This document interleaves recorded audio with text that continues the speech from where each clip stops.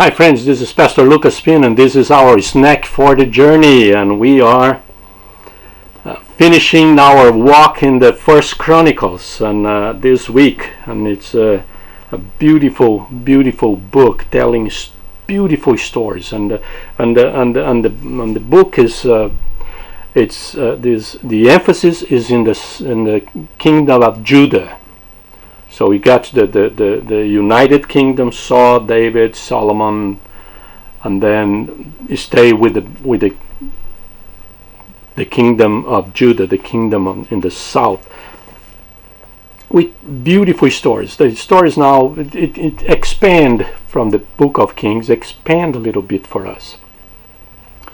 And one of the stories that expand, and we saw that in the book of Kings, is the story of David and his desire to build the temple, and it's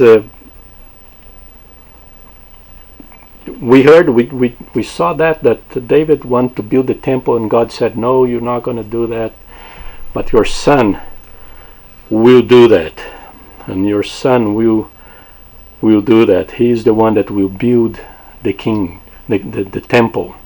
And David was kind of, yes, it's going to be my family. It's going to be the next one. It's great. And he was excited. And there is a text in the chapter 17, verse 16, when Nathan, the prophet, told David what God told him about the temple. Look the response of David. Sometimes it's kind of, oh, but I thought it would be me, but it's going to be my son. When he heard the response from God, verse 16 says, "Then King David went in and sat before the Lord, and he said," David said, "Who am I, O Lord God?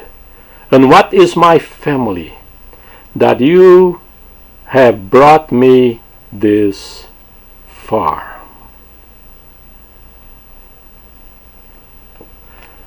It's the answer or the response of you need to understand, David is a king, David is a warrior,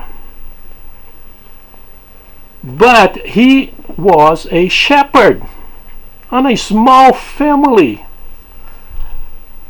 and now he is a warrior, and then now he is a king, and now he wants to build a sanctuary, a sanctuary to God.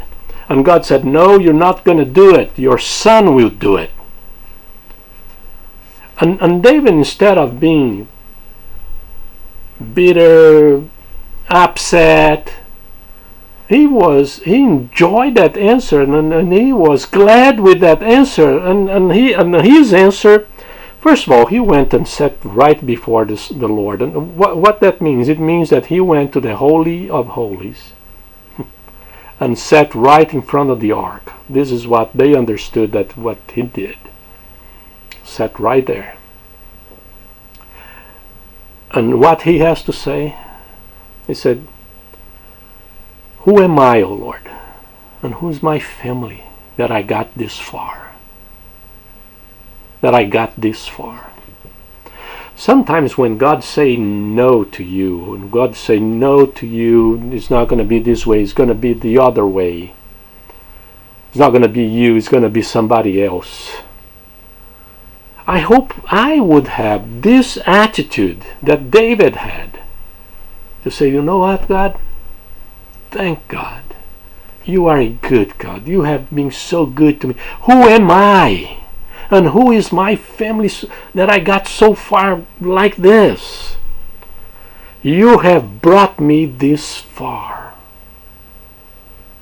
I'm going to trust you, because you were the one. Look back. Look what God already did to you. If you are upset and sad because God is not going to do through you, He's going to do through somebody else, and all those kind of things that will upset us, and sometimes we got mad. But look at you. Look what God already did in your life. Look what God, how far God brought you. He brought you this far.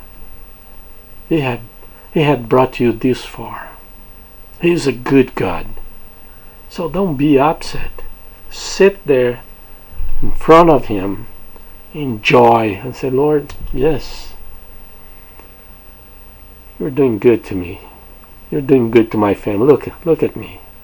I was a shepherd, the last one, the youngest in my family, and now I'm the king of Israel. Wow. Thank you. Thank you.